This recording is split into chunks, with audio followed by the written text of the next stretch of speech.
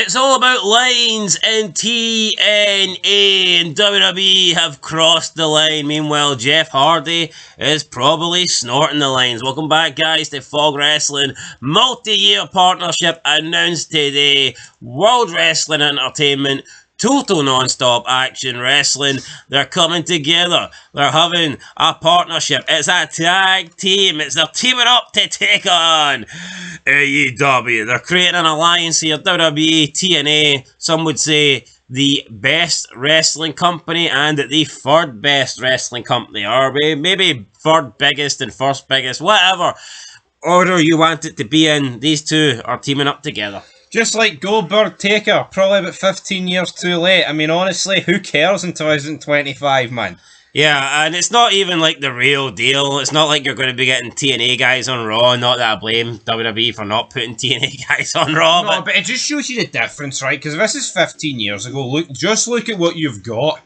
Sting, Taker, right? You've got Angle coming back to the E. You've got AJ Styles in his prime. You've got Abyss against Kane.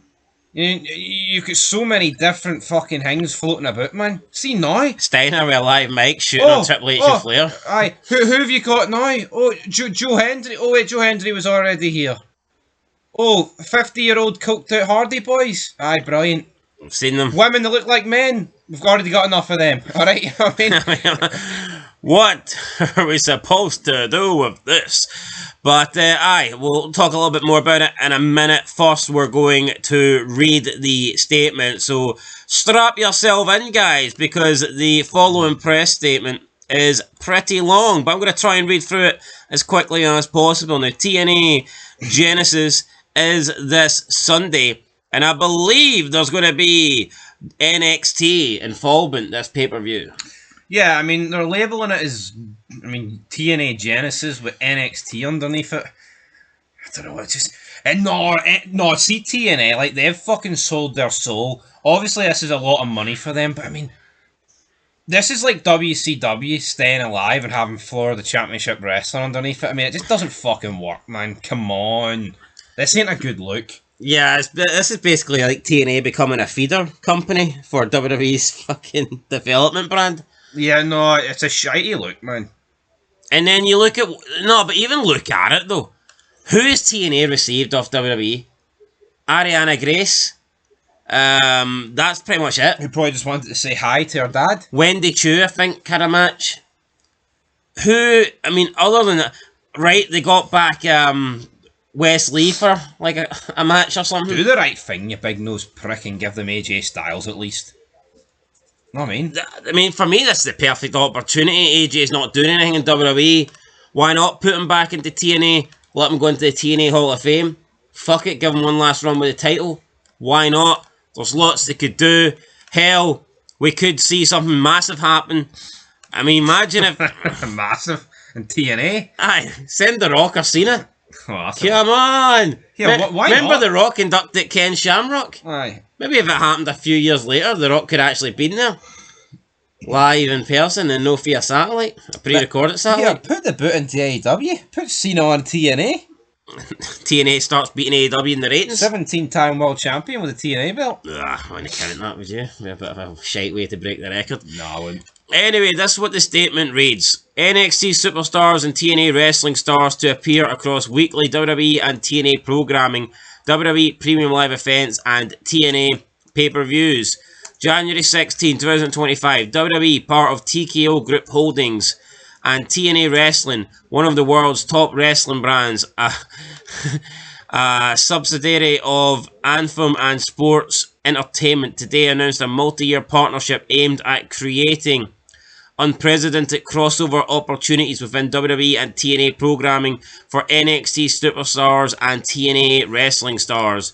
The agreement will enable talent to garner additional exposure across key WWE and TNA programming, including weekly flagship shows such as NXT, which airs live on the CW, and TNA Impact, select WWE Premium Live events and TNA pay-per-views, and bolstering their in-ring development with exposure to world-class talent and coaching.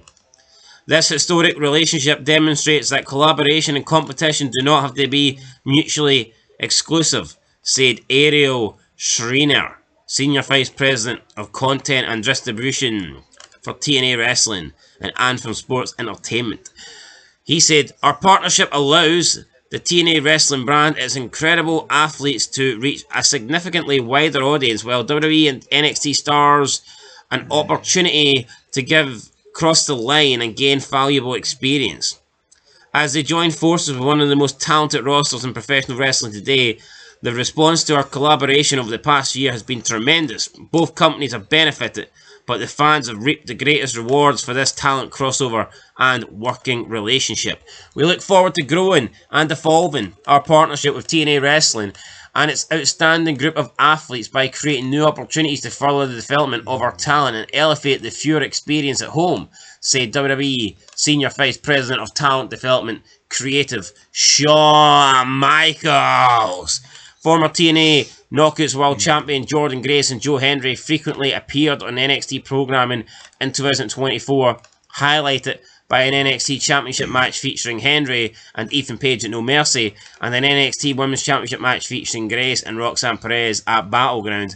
Many NXT superstars also crossed the line into TNA Wrestling, including Wes Lee's short-lived reunion with the Rascals, Charlie Dempsey and the No Quarter Catch Crew, Riley Osborne, Dante Chen, Gallus, Ariana Grace, Tatum Paxley, Izzy Dam, Wendy Chu, Brinley Reese, and more. TNA Impact airs on AXS TV and TNA Plus in the US, in addition to being distributed internationally on TNA Plus and other leading broadcast platforms, including Sportsnet 360 across Canada. In 2023, WWE and the CW announced a 5-year agreement to bring NXT to broadcast television for the first time in its 13-year history. TNA is officially advertising a WWE NXT presence at this Sunday's Genesis pay-per-view. End of quote. Right. Load of shite. To say, I mean, the fans have reaped the benefits. Wow, really? Here, I'll admit, Joe Hendry on NXT, pretty damn cool. But what other benefits have we reaped? How's our experience as wrestling fans went through the roof? And just look at the list of people, right? That they said. I mean, they said Brinley Reese last and more. See the fact that they go and more, that means that everybody else that they can name is worse than Brinley Reese. Yep. Who the fuck is Brinley? Let's go through the names one more time. Wes Lee, which we mentioned. Charlie Dempsey. The No Quarter Catch Crew. Riley Osborne. Dante Chen. Gallus. Ariana Grace. Tatum Paxley. Izzy Dam. Wendy Chu. Brinley Reese, and more. Right.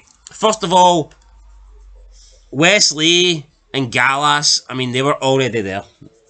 They've already been in TNA. So, I mean, I don't think that's a big deal. No. Ariana Grace is the daughter of Santino. She practically would be there anyway. Yep. She would come and visit her dad. Doesn't matter a shit difference. Charlie Dempsey's fucking shite. I don't care if he's William Regal's son. Doesn't mean dick to me. There's been a lot of sons that have debuted in the past 20 years and been wank. I mean, a lot of these Samoan guys are wank. Cody Rhodes. Wank. Ted DiBiase Jr., Michael McGillicuddy. I mean, are we supposed to pretend that this guy, just because he's related to William Regal, apparently, that he's somehow good? He's not. You got Riley Osborne. They can't even give you Andre Chase. They give you one of his students, Riley Osborne. We've got Dante Chen, the Chinese guy with no chin, who, I mean, this guy could have been in TNA before, for all we know. Dante Chen, come on! Come on! That's disgusting. I mean... Tatum Paxley, probably, outside of Wes Lee, the best thing they've got. But see these press releases, man, it's so, like, politicised. It's just a load of fucking shit. It's just words. Doesn't mean fuck all, Yeah, man. Izzy Dame, Wendy Chu, Brinley Reese. I mean... Content, senior vice president, big word here, big word there. I've got one word. Shite. Small word, 5 words, 5 letters, you know what I mean? It's Gets the job done. And it's just... Yo, people comment, oh, it's a great deal for TNA. It is, if you fucking sold out and all you care about is, you know, WWE and getting the rub off them, but Look, the only way this is a good deal for TNA is if they're making a substantial amount of money. Which they will be. Well, we don't know that. Well, we don't know that, but I think they will be. Well, but we don't know that. No, we don't know it, but I think they will be. That's why I'm saying I think, mate. I can't guarantee. I don't deal in ifs and buts. I deal in absolutes. So you think they were making a shitload? You think they were making a shitload of money last year when they? No, this seems to be a bigger deal.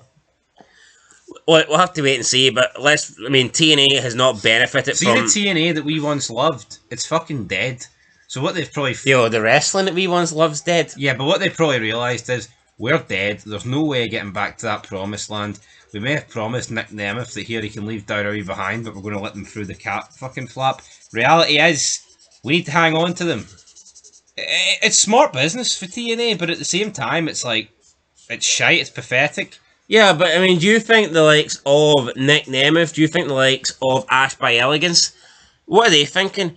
Right, either released for WWE, sacked by WWE, or decide to leave WWE, trying to make a name for it on themselves, trying to separate themselves with new names, new characters than what they had in WWE, and now they're in a company that's pretty much in a partnership with WWE. And, we could end up seeing Nick Nemeth or Ash by Elegance on NXT programming. Well, you know what, though, right? And they'll be getting way less money than they were getting when they were in WWE. They'll feel partly betrayed, but you know what the thing is? See if you were a bigger fucking draw, Nick Nemeth and Ash by Elegance, maybe TNA wouldn't agree to this deal. Maybe if this was TNA and they had Punk, when he really hated WWE, they would have simply refused to do it on his behalf. Because he's that big to them. See, by the time Punk was leaving WWE and he'd walked out, TNA was dying at that point. I think that's... He could have revived it, if he joined straight away. And he had that hatred against WWE and he showed it, then that could have changed the game. Yeah. That could have maybe, brought TNA back into the promised land, but... see, at this point, I don't know, maybe Nick Nemeth and Ash by Elegance are thinking this is a good idea. Maybe they think this is a backdoor in for them. It's been about a year since they were gone. Maybe they're thinking, probably a wee bit longer than a year, maybe they're both thinking, here, maybe we can get back into WWE with our current characters. Yeah. If Dana Brooke got back into WWE, would she be in as Dana Brooke or would she be in as Ash by Elegance? Well, but that's the problem you've got, the conundrum. Probably Ash by Elegance, I think, but that's a shite. But we've already seen her on NXT. She appeared to cost Jordan Grace the title against Roxanne Perez. It's just ridiculous, isn't it, man? So there you go. She was complaining about being on Raw and being on SmackDown and being a jobber. She goes to TNA and less than a year later, she's appearing on the fucking development branded WWE. Garbage. So, is what it is. We'll see what happens, guys. But like he said, come on. This deal happens what? This deal happens 17... 16, 18 year ago. Think of the fucking classic matches that you can get. Even 13, 11 years ago. Yeah, because people always like to talk about, what would be your greatest, what if WCW and WWF met at WrestleMania and you compare the rosters, from the, let's say you compare the rosters for the late 90s, the Attitude Era rosters, early Attitude Era rosters, and you compare the matchups that you could have in a WCW versus WWF pay-per-view. If you take TNA from around, 2009? Mm-hmm. You take TNA for 2009 and you compare it to WWE. Think of the matches that you could have. No. Some great-ass matches, but... this deal, it seems like they're just fucking making a deal with NXT and Shawn Michaels rather than Triple H.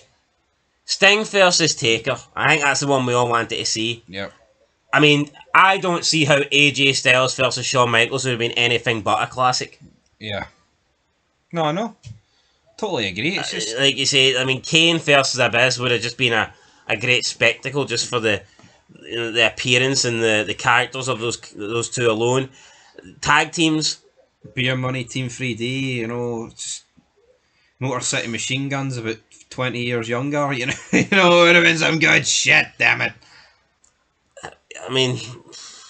Yeah, fucking... there's just so many different things, man. Honestly, you've got, people laugh, but you've got, you've got younger Hogans, younger Nash, younger Halls. I mean, you've got so many. Fuck Booker T. I mean, come on, Scott Steiner, Bischoff. Fucking, it's petrifying, man. The heck what happened? Could we have got the beautiful people against Trish and Lita, maybe something like that? Potentially. Samoa Joe. Aye, Samoa Joe, get him in there. Could have had a lot of good shit. But we didn't get it. No, we didn't get it. Unfortunately, we got nothing. We got robbed. No, this deal's done, man. Who cares? Just shows you how far fucking wrestling's died, man. When TNA and WWE, it's like a merger thing, and no one cares. It is what it is. Sad, guys. Anyway, that's it. Let us know your thoughts down below. Are you excited for this or what? Till next time, peace.